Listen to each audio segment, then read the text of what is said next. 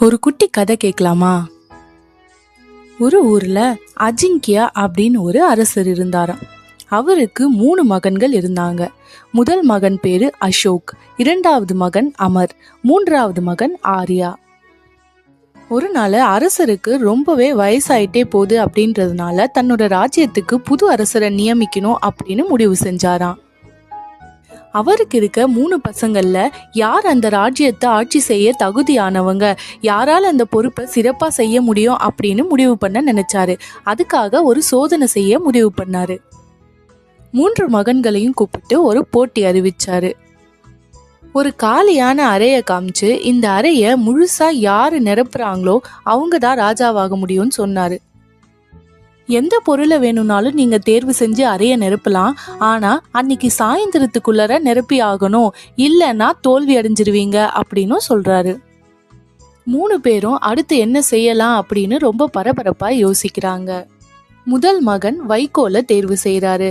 வைக்கோல் ரொம்ப எடை கம்மியா இருக்கிறதுனால அதிகமா போடும்போது அழுத்தி அழுத்தி வைக்க முடியும், அதனால ஈஸியா அறைய நிரப்பிடலாம் அப்படின்னு நினைக்கிறாரு. வண்டி வண்டியா வைக்கோலை கொண்டு வந்து நிரப்பியும் சில காலி இடங்கள் இருந்துட்டு தான் இருந்துச்சு. 2வது மகனான அமர் மணலை தேர்ந்தெடுக்கிறாரு. மணலை அதிகமா கொட்டுறது மூலமா அது நல்லா பரப்பி விடலாம், அதனால அறைய சுலபமா நிறைச்சிடலாம் அப்படின்னு நினைக்கிறாரு. ஆனா மணலை மேல மேல கொட்ட கோபுரமாக சரிஞ்சுக்கிட்டே தான் இருக்கே தவிர அறைய முழுசா நிரப்ப முடியல.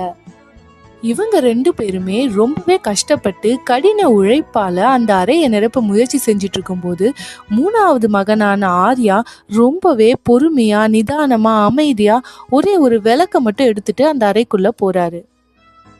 அந்த விளக்க அந்த அறையோட மைய பகுதியில கொண்டு போய் வைக்கிறாரு. அதோட அவர் வேலை முடிஞ்சிச்சு. அந்த விளக்குல இருந்து வந்த அந்த பிரகாசமான ஒளி அந்த அறை முழுசும் ஒரு இடம் விடாம எல்லா இடத்துலயும் பட்டு அறைய நிரப்பிடுச்சு. அதை பார்த்து ரொம்ப பெருமையும் சந்தோஷமும் பட்ட மன்னர் தன்னோட கடைசி மகனையே ராஜாவாக்கி மகுடம் சூட்டிடுறாரு.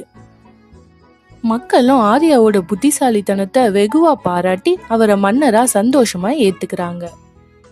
இதுதாங்க ஸ்மார்ட் ஒர்க்குக்கும் ஹார்ட் ஒர்க்குக்கும் இருக்க டிஃப்ரென்ஸ். எவ்வளோதான் ஹார்ட் ஒர்க் பண்ணாலும் கொஞ்சம் ஸ்மார்ட்டாகவும் யோசிக்க தெரியணுங்க. அப்பதான் வாழ்க்கையில ஜெயிக்க முடியும். தேங்க்யூ.